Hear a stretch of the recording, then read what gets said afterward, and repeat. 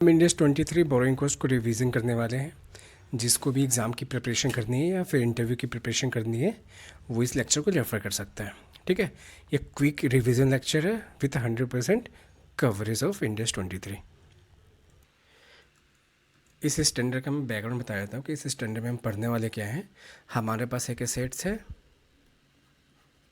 जो कि qualifying assets है।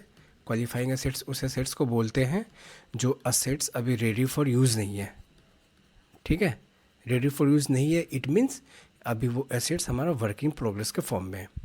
वो असेट्स हमारा कंस्ट्रक्ट हो रहा है और इस असेट्स के लिए हमने कोई बैंक से या कहीं से भी लोन ले रखा है। ठीक है, उस लोन के ऊपर हम बोरोइंग कॉस्ट इनकर कर रहे हैं। ठीक है, तो ये स्टैंडर्ड हमें ये बताएगा इंडेक्स 23 कि जो बोरोइंग कॉस्ट जो आप इंकर कर रहे हो उस बोरोइंग कॉस्ट का ट्रीटमेंट कैसे करना है। जो असेट्स इस लोन से हमने इस असेट्स की फंडिंग कर रखी है, तो लोन की जो कॉस्ट है बोरोइंग कॉस्ट है, उस बोरोइंग कॉस्ट को इस लोन क्वालिफाइंग असेट्स की वैल्यू में हम कैपिटलाइज करें, मतलब कॉस्ट में ऐड करें, या फिर हम इसको एक्सपेंस ऑफ करें। तो इंडेक्स 23 का ये पूरा क्रक्स है जो इस पेज पे आप देख रहे हो। उसमें ये बोला गया कि borrowing cost is the cost which is directly attributable to the acquisition, construction और प्रोडक्शन ऑफ क्वालिफाइंग एसेट्स। मतलब क्वालिफाइंग एसेट्स से डायरेक्टली अट्रीब्यूटेबल होना चाहिए। मतलब जो लोन हमने लिया है वो क्वालिफाइंग एसेट से डायरेक्टली लिंक्ड होना चाहिए। जो क्वालिफाइंग एसेट्स है इसलिए हमने लोन लिया है, और क्वालिफाइंग एसेट्स नहीं होता तो हम लोन भी नहीं लेते। ठीक है, इसका मतलब लोन डायरेक्टली बिलोंग्स करता है क्वालिफाइंग एसेट्स के। तब जाके देखेंगे कि इस क्वालिफाइंग एसेट्स के ऊपर जितनी भी बोरोइंग्स हमने ली है उसकी कॉस्ट को हम कैपिटलाइज करेंगे। इन अदर केसेस अगर हमने लोन किसी क्वालिफाइंग एसेट्स के लिए लिया ही नहीं है, अगर किसी और पर्पस के लिए मैं लोन ले रखा है, तो नॉर्मल तरीके से इस लोन के जो भी बोरोइंग कॉस्ट होती है उसको हम P&L में एक्सपेंस ऑफ कर देंगे, जो कि हम 10+1 के टाइम पे सीखते आ रहे हैं। ठीक है, देखते हैं अब इस स्टैंडर्ड में हम ये देखेंगे कि क्वालिफाइंग एसेट्स क्या होता है जिसके लिए हम कोई फंडिंग करते हैं बैंक से, तो उसकी बोरोइंग कॉस्ट को हम कैपिटलाइज करेंगे। तो एक तो बोरोइंग कॉस्ट हमें देखना है कि बोरोइंग कॉस्ट किसे कहते हैं। दूसरा हमें ये समझना है इस स्टैंडर्ड में कि क्वालिफाइंग एसेट्स क्या होता है। ठीक है, इंडेक्स 23 में टोटल 3 केसेस हैं जिस पे हमारा इंडेक्स 23 अप्लीकेबल नहीं होता है, जो हमारे इंडेक्स 23 के स्कोप से बाहर है। ठीक है, बेसिकली हम इंडेक्स 23 में करते क्या है। इंडेक्स 23 में क्या करते हैं कि जो भी असेट्स है, असेट्स की ट्रू कॉस्ट कितनी होनी चाहिए, इसके लिए हम उस असेट्स के ऊपर जो भी बोरोइंग्स करते हैं उस बोरोइंग की कॉस्ट को भी क्वालिफाइंग एसेट्स की कॉस्ट में ऐड कर देते हैं, ताकि क्वालिफाइंग एसेट्स की ट्रू कॉस्ट कितनी वो पता चल जाए अपने को। ठीक है, बट कुछ केसेस में क्या होता है कि इंडेक्स 23 बोलता है कि कुछ केसेस जैसे कि कोई हमारा बायोलॉजिकल एसेट्स है।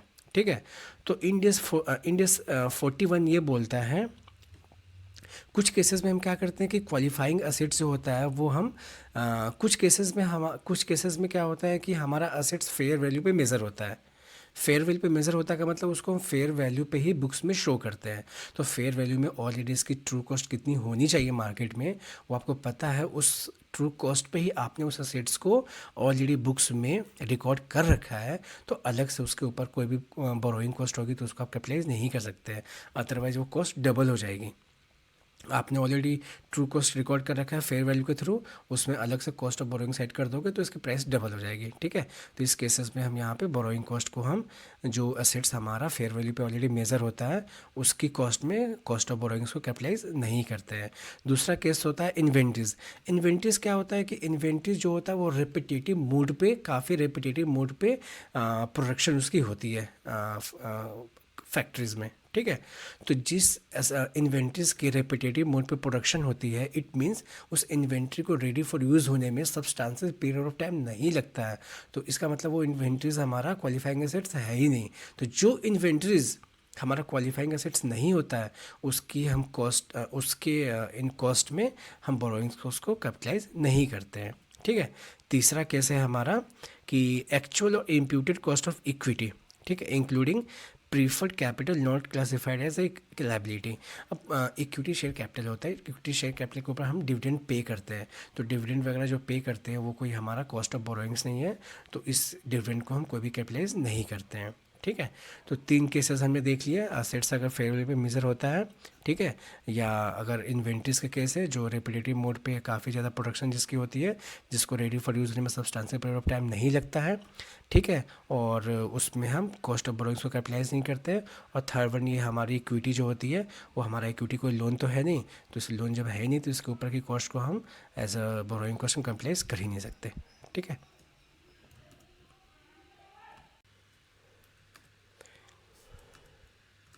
चलो हम देखते हैं कि क्वालिफाइंग एसेट्स किसे कहते हैं, ठीक है।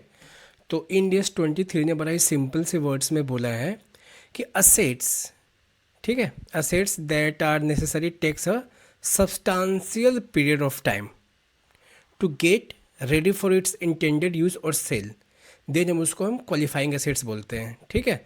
अब क्वेश्चन ये होता है कि जो assets substantial period of time लेता है रेडी फॉर यूज़ होने के लिए, जैसे किसी से हम असेट्स को अक्वायर करते हैं, ठीक है, तो वेंडर से ऐसा नहीं कि रेडी टू यूज एसेट्स हम अक्वायर कर देते, तो वेंडर हमारे बिहाफ में एसेट्स को कंस्ट्रक्ट करता है, उसमें टाइम लगता है। टाइम क्या होना चाहिए? सब्सटेंशियल पीरियड ऑफ टाइम लगना चाहिए, ठीक है। देन हम बोलेंगे कि वो जो एसेट्स हम बिल्ड कर रहे हैं वो क्वालिफाइंग एसेट्स है, ठीक है।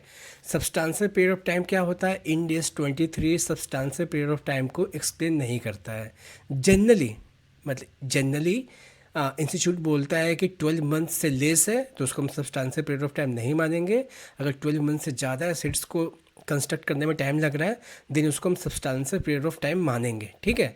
But practically it totally depends on the management call, ठीक है।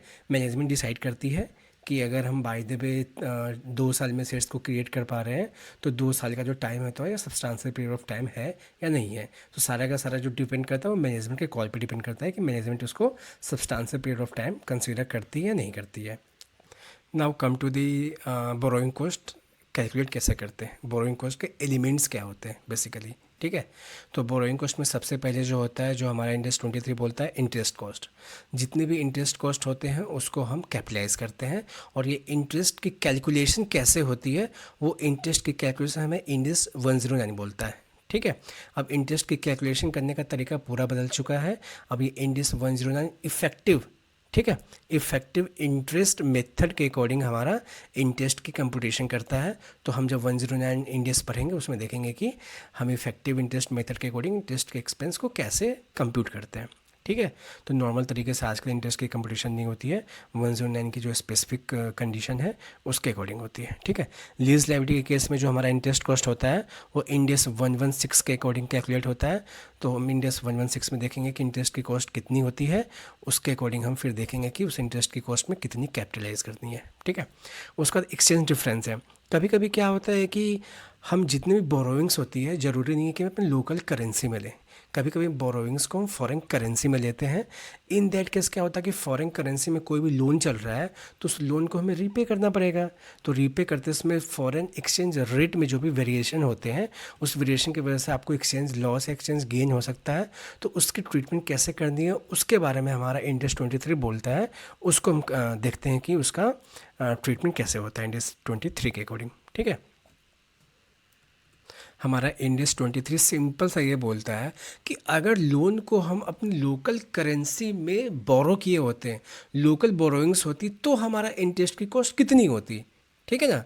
और हमने फॉरेन करेंसी में ऑलरेडी लोन को बोरो कर रखा है, तो लोन जो बोरोइंग कर रखा है हमने फॉरेन करेंसी में उसकी इंटरेस्ट कॉस्ट और हमारी लोकल जो बोरोइंग्स होती तो उसके इंटरेस्ट कॉस्ट के बीच का जो डिफरेंस होता है मैक्सिमम, वहाँ तक हम एक्सचेंज लॉस को कैपिटलाइज कर सकते हैं। और एक्सचेंज लॉस को मैक्सिमम, इसमें भी एक कंडीशन है कि एक्सचेंज लॉस को बीच का जो डिफरेंसेस है local borrowing cost minus foreign borrowing cost, इसकी जो डिफरेंस है जब वहाँ तक कैपिटलाइज कर सकते हैं, लेकिन इसकी भी मैक्सिमम लिमिट है कि जो बोरोइंग कॉस्ट अगर लोकल करेंसी में लेते तो वहाँ की जो मैक्सिमम लॉस है जो लोकल करेंसी की बोरोइंग्स के केस में होती वहाँ तक मैक्सिमम हम एक्सचेंज लॉस को कैपिटलाइज कर सकते हैं, ठीक है। अब चार्ट के थ्रू देख लेते हैं। हमारा दो एक्सपेंस है, एक तो फॉरेन एक्चुअल फॉरेन इंटरेस्ट है 48,000, इसमें तो कोई डाउट नहीं है, पूरा का पूरा 100% कैपिटलाइज होगा। सारा का सारा लफड़ा यहाँ पे है कि एक्सचेंज लॉस का क्या करना है। तो एक्सचेंज लॉस में आपको मैंने बताया था कि मैक्सिमम एक्सचेंज लॉस की जो कैपिंग है वो क्या है कि लोकल बोरोइंग्स की जो कॉस्ट होती है, लोकल करेंसी में अगर लोन बोरो करते हैं तो वहाँ पर जो मैक्सिमम इंटरेस्ट हमें पे करना पड़ता है वो हमारी कैपिंग है कि उससे ज़्यादा एक्सचेंज लॉस को कैपिटलाइज नहीं कर सकते हैं। तो ये कैपिंग देखो, कैपिंग यहाँ पे लगा चुके हैं हम कि मैक्सिमम कितना एक्सचेंज लॉस को हम देख सकते हैं कैपिटलाइजेशन के लिए। तो मैक्सिमम हमारी लोकल बोरोइंग की जो कॉस्ट होगी 99,000 वहाँ तक देख सकते हैं, ठीक है। बट मैक्सिमम 99,000 देख सकते हैं। देखिए हमारा जो करेंट एग्जाम्पल्स है उसमें क्या जो डिफरेंस है, डिफरेंस बिटवीन लोकल बोरोइंग्स और फॉरेन बोरोइंग्स वो कितना है 51,000 का है। तो मैक्सिमम 51,000 को ही हम कैपिटलाइज कर सकते हैं, ठीक है। तो 51,000 को कैपिटलाइज करेंगे और 48 का जो एक्चुअल बोरोइंग्स है उसको कैपिटलाइज करेंगे। इसके ऊपर का हमारा जो भी है, ठीक है, 60 टोटल कितना था 60,000 का एक्सचेंज लॉस था। तो 51 60 माइनस 51 9,000 का जो भी हमारा एक्सचेंज लॉस है वो हमारा सारा का सारा पिंडल में एक्सपेंस ऑफ हो जाएगा, ठीक है। इसी को हमने यहाँ पे डाल रखा है कि रूल है कि the capitalised exchange difference can not exceed the difference between the hypothetical cost of borrowings in functional currency मतलब local loan and the actual cost of borrowings in the foreign currency यानी कि foreign loan, ठीक है। Any excess exchange loss is expense of directly, ठीक है। अब बात करते हैं कि सर एक्सचेंज लॉस का केस तो हमने समझ गया, एक्सचेंज गेन होगा फ्यूचर में तो क्या होगा। यार इंडिया की जो कंडीशन है वो उसमें एक्सचेंज गेन होना मुश्किल है क्योंकि हमारा डॉलर का रेट हमेशा ऊपर ही जा रहा है। बट इन फ्यूचर अगर by the way exchange gain होता है, इन दैट केस हम पास्ट में देखेंगे कि जितने भी एक्सचेंज लॉस को हमने कैपिटलाइज किया था मैक्सिमम उतना ही तक हम वापस फ्यूचर में हम रिवर्स कर सकते हैं। उस जितना हमने पास्ट में किया था उतना ही, उससे ज़्यादा हम नहीं कर सकते हैं, ठीक है। Thank you so much. अब आगे देखते हैं। Now come to the practical part. Practically हमारे पास दो तरह की बोरोइंग्स होती है, एक होती है स्पेसिफिक बोरोइंग्स, ठीक है, और एक होती है हमारी जनरल बोरोइंग्स। अब क्वेश्चन ये होता है कि स्पेसिफिक बोरोइंग्स किसको कहते हैं और जनरल बोरोइंग्स किसको कहते हैं। जैसे कि हम कार लोन लेते हैं, ठीक है, या होम लोन लेते हैं, ऐसा लोन जो स्पेशली किसी असेट्स के लिए होता है, रिस्ट्रिक्टेड होता है, हम किसी और पर्पज़ के लिए यूज़ नहीं कर सकते हैं, उसे हम स्पेसिफिक बोरोइंग्स बोलते हैं। ये हमारे लेंडर को पता होता है कि लोन किस पर्पज़ के लिए दिया जा रहा है, ठीक है। जनरल बोरोइंग्स क्या होती है, जनरल बोरोइंग्स हमारी जनरल होती है, उससे हम या तो किसी असेट्स को क्रिएट करने के लिए, बिजनेस रन करने के लिए या day to day expense off करने के लिए, कुछ भी। जनरल बोरोइंग्स का मतलब होता है कि जनरल खर्चे जो होते हैं उसके लिए, यहाँ पे कोई भी पर्पस हमारा डिफाइन नहीं होता है, ठीक है। और पहले हम स्पेसिफिक बोरोइंग्स को पूरा समझते हैं कि इसमें कैसे हम कॉस्ट को कैपिटलाइज करते हैं, फिर चलेंगे हम जनरल बोरोइंग्स में। तो स्पेसिफिक बोरोइंग्स का सिंपल सा लॉजिक है, स्पेसिफिक बोरोइंग्स जितनी भी हम लेते हैं उसकी जो कॉस्ट आती है, ठीक है, उस कॉस्ट को हम पूरा का पूरा कैपिटलाइज कर देते हैं। सिंपल, हमें पता है कि उस स्पेसिफिक बोरोइंग्स को हमने क्वालिफाइंग असेट्स के लिए बोरो कर रखा है तो सारी की सारी कॉस्ट कैपिटलाइज कर दो। बट स्पेसिफिक बोरोइंग्स के केस में होता है क्या कि हमें बाय द वे 1 लाख का लोन मिला, ठीक है। अब 1 लाख में हमने 80,000 को ही अभी हम यूज़ कर रहे हैं क्वालिफाइंग एसेट्स के लिए। अब 20,000 का जो हमारे पास आइडल फंड पड़ा हुआ उसको कहीं पे हमने इन्वेस्ट कर दिया। तो उस आइडल फंड के इन्वेस्ट करने से जो हमारी इनकम जनरेट होती है उस इनकम को हम स्पेसिफिक बोरोइंग की कॉस्ट से कॉस्ट ऑफ बोरोइंग से माइनस कर देते हैं और नेट करके जितना अमाउंट आता है उसको हम कैपिटलाइज करते हैं। या फॉर्मूला रीड कर लेना, सेम चीज़ें जो मैं आपको बता रहा हूँ, ठीक है। देखते हैं आगे हम। वही सेम चीज़ हमने यहाँ पे ग्राफ के थ्रू समझा दिया, आप इसको रीड करोगे समझ जाओगे, ठीक है। जनरल बोरोइंग्स में क्या होता है कि जनरल बोरोइंग्स में हमारे पास जितने भी लोन्स होते हैं उस लोन का कोई स्पेसिफिक पर्पस तो होता नहीं है, ठीक है। तो यहाँ पे हमें ये निकालना होता है कि जितना हमने फंड्स बोरो किया है उस बोरोड फंड में से कितना फंड हमने यूटिलाइज किया है उस क्वालिफाइंग असेट्स के लिए। जितना फंड हम क्वालिफाइंग असेट्स के लिए यूटिलाइज किए हैं उतना पोर्शन उस कॉस्ट की हमारी कैपिटलाइज होएगी, बाकी जो हमारी कॉस्ट ऑफ बोरोइंग्स होगी वो हमारी एक्सपेंस ऑफ हो जाएगी। सिंपल।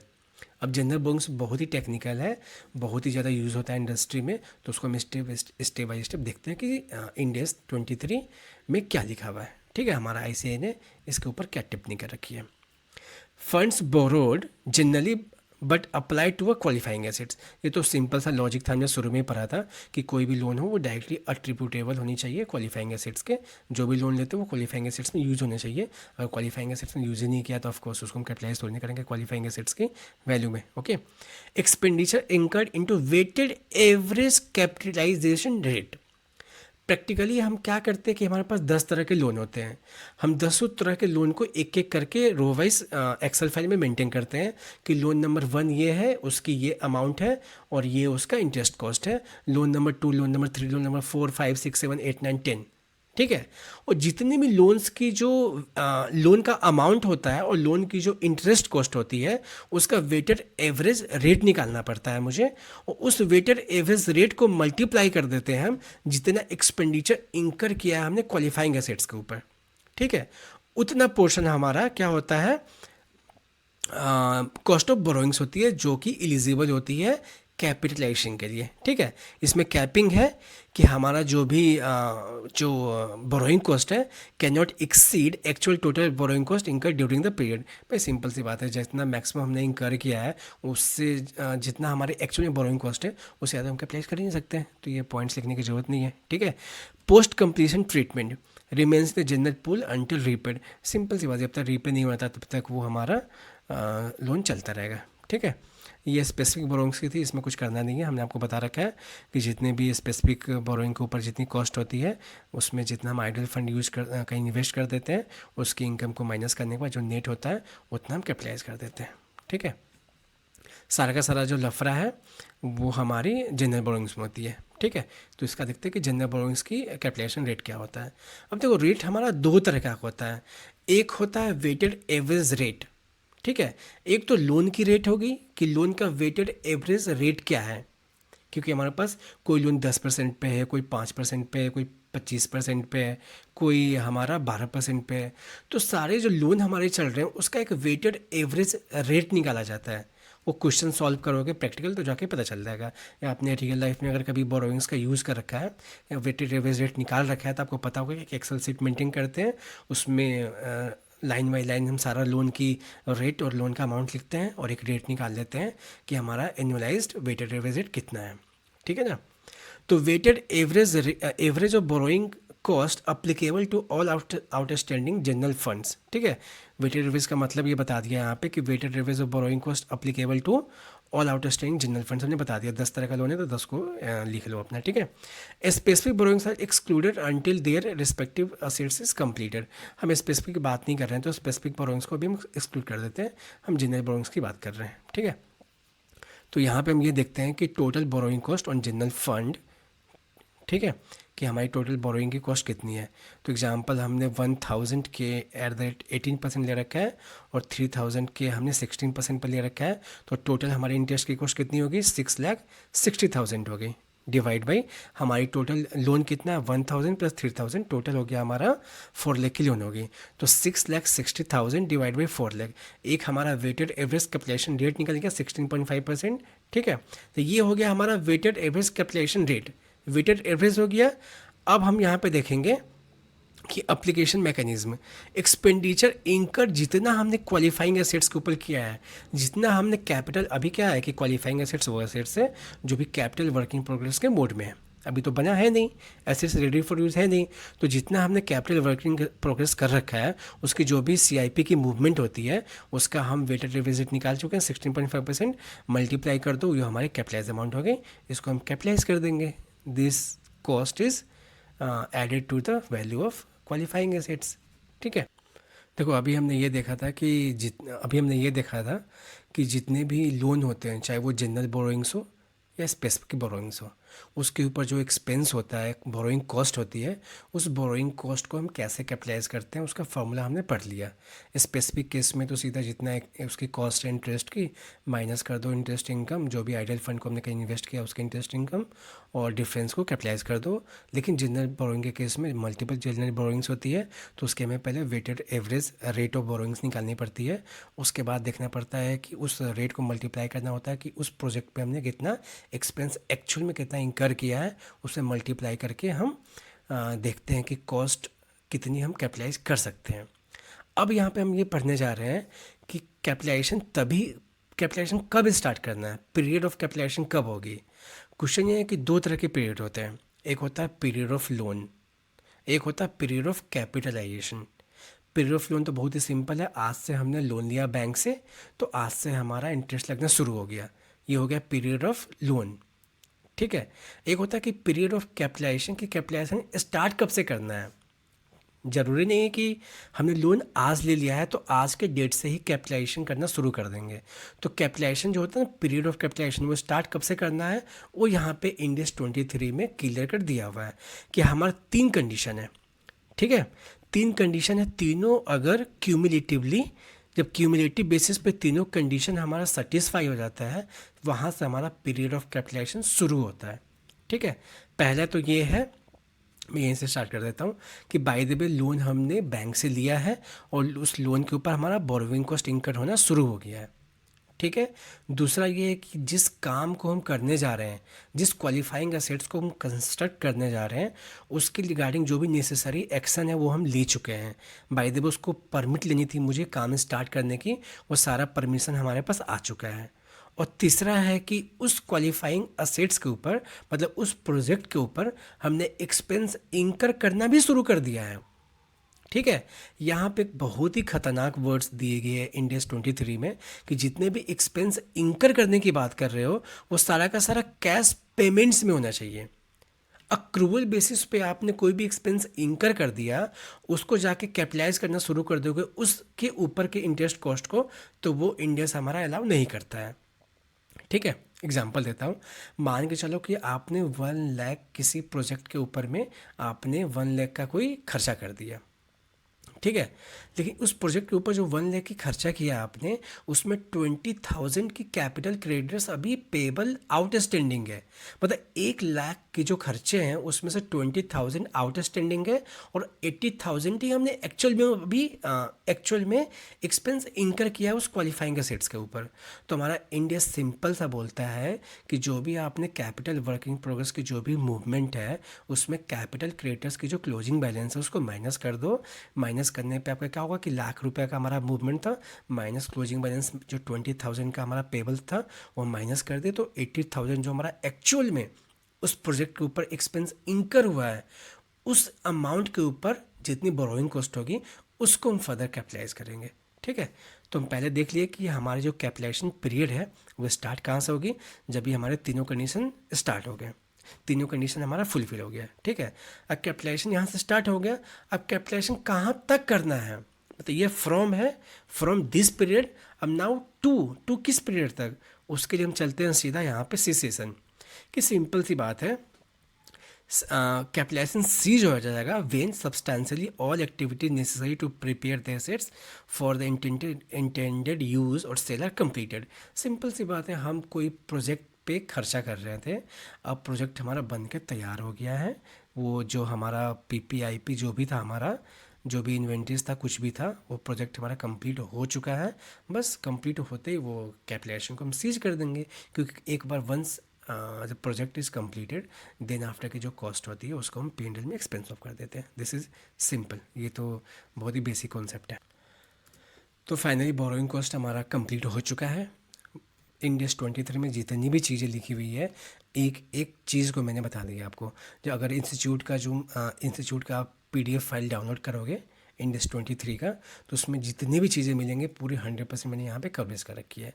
अब उसका करक से छोटा सा वो देख लेते हैं कि बोरोइंग को सिंपल सी बात ये करता है कि कोई भी बोरोइंग कॉस्ट क्या होती है, हमने बैंक से लोन ले लिया, उस लोन से हमने कोई क्वालिफाइंग एसेट्स को कंस्ट्रक्ट कर रहे हैं। ठीक है, तो वो जो लोन से बोरो कर रखा है उसकी कॉस्ट को हम क्वालिफाइंग एसेट्स की कॉस्ट में ऐड करेंगे कि नहीं, उसका सिंपल से यहाँ पे हिसाब किताब लगाना है। तो सबसे पहले ये देखेंगे कि लोन का यूज़ क्वालिफाइंग एसेट्स में हो रहा है कि नहीं। अगर लोन का यूज़ क्वालिफाइंग एसेट्स में हो ही नहीं रहा है तो उसकी सारी की सारी बोरोइंग कॉस्ट को आप P&L में एक्सपेंस ऑफ कर दो। अगर वो क्वालिफाइंग एसेट्स के लिए हो रहा है तो देखो कि all three commencements conditions met cumulatively, कौन सी 3 कंडीशंस हैं, ये 3 कंडीशंस है वो देख लो। अगर तीनों कंडीशंस आपके साथ में स्टार्ट हो गए तो यहाँ से कैपिटलाइजेशन करना शुरू कर दो। ठीक है, अगर नहीं हो रहा है तो वेट करो, डू नॉट कैपिटलाइज, मतलब अभी भी एक्सपेंस ऑफ करना है आपको। अगर तीनों कंडीशन आपके फुलफिल हो गए हैं तब हम देख लेंगे कि आर द फंड्स स्पेसिफिक और जनरल। ठीक है, अगर आपकी स्पेसिफिक है तो जो भी आपकी स्पेसिफिक बोरोइंग की कॉस्ट होती है उसमें से इन्वेस्टमेंट की जो इनकम होती है वो माइनस करके कैपिटलाइज कर दो। ठीक है, अगर by the way general borrowings है तो जनरल बोरोइंग्स के केस में सबसे पहली बात, हज़ारों आपके लोन चल रहा है, उसका एक वेटेड एवरेज रेट निकालो, कैपिटलाइजेशन का रेट।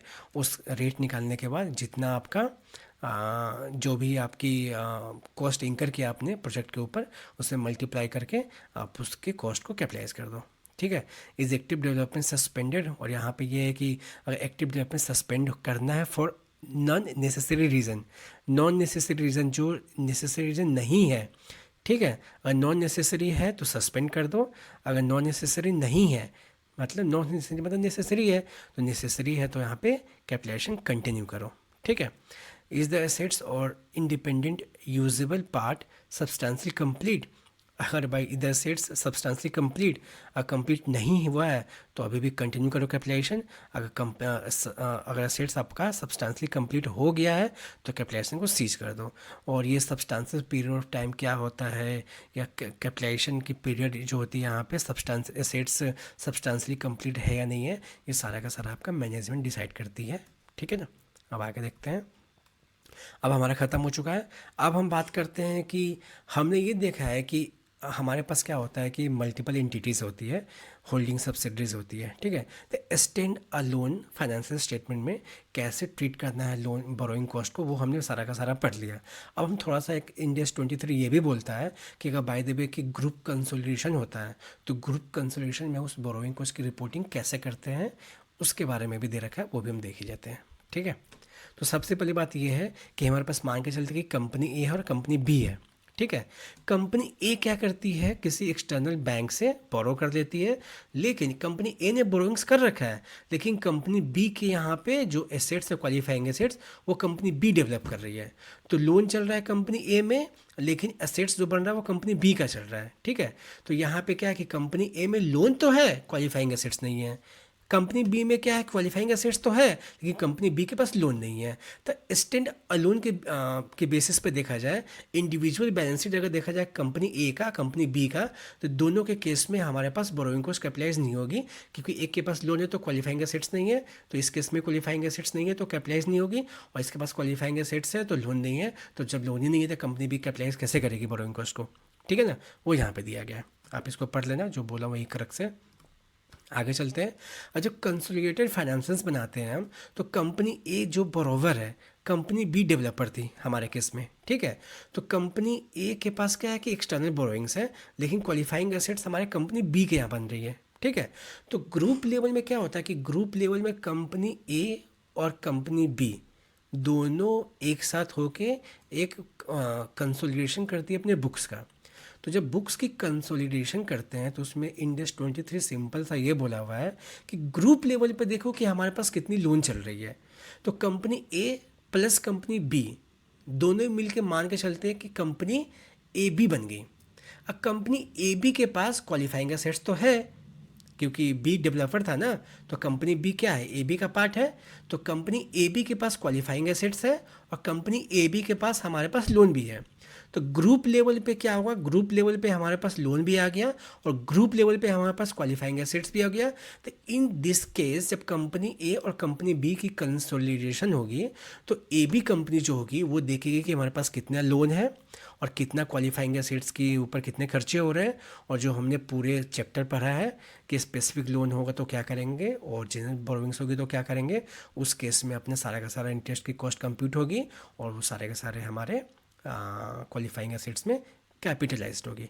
वही यहाँ पे लिखा हुआ है, आप पढ़ लेना है इसको, जो बोला है वो सफिशिएंट है, इसको पढ़ने की ज़रूरत नहीं है। ठीक है, अब सिंपल सी बात है, डिस्क्लोजर रिक्वायरमेंट है इंडेक्स 23 की, कि इंडेक्स 23 में प्रैक्टिकली हम क्या क्या डिस्क्लोज करते हैं। तो यहाँ पर देख लो, एक इंस्टीट्यूट हमारा जो है ICAI है, वो लार्सन ट्यूब्रो बैलेंस शीट का एक्सट्रैक्ट दिया हुआ है कि लार्सन ट्यूब्रो अपने फाइनेंशियल्स में बोरोइंग कॉस्ट को कैसे शो करता है। तो हम यहाँ पे सिंपल से देखेंगे, अभी क्वालिफाइंग एसेट्स है, क्वालिफाइंग एसेट्स बनी नहीं है, वो कैपिटल वर्क इन प्रोग्रेस के फॉर्म में है। ठीक है। तो कैपिटल वर्किंग प्रोग्रेस के फॉर्म में है, तो कैपिटल वर्किंग प्रोग्रेस के ऊपर हमने कितना कितना बोरोइंग कॉस्ट आज तक कैपिटलाइज कर रखा है वो आपको स्टेक होल्डर्स को बतानी पड़ेगी कि हमने पीपी के ऊपर 8.83 की बोरोइंग कॉस्ट कैपिटलाइज कर रखी है और इन्वेस्टमेंट प्रॉपर्टी के ऊपर हमने 12.63 करोड़ की बोरोइंग कॉस्ट कैपिटलाइज कर रखी है, ठीक है। और साथ में आपको ये भी बताना पड़ेगा जो बोरोइंग कॉस्ट कैपिटलाइज कर रहे हो उसमें क्या उसका इंटरेस्ट का रेट का एलिमेंट क्या है। तो average borrowing cost used for capitalization 7.29, the rate use to determine the amount eligible for capitalization is 6.33, ठीक है। तो वेटेड एवरेज आपका कितना है, वेटेड एवरेज रेट आपकी 7.29 है, जबकि आपका कैपिटलाइजेशन का जो रेट है वो 6.23 है। जब आपने पढ़ा है पास्ट में कि वेटेड एवरेज का अलग रेट होता है, कैपिटलाइजेशन का अलग रेट होता है, तो दोनों रेट को हमें डिस्क्लोज करना पड़ेगा। अब यहाँ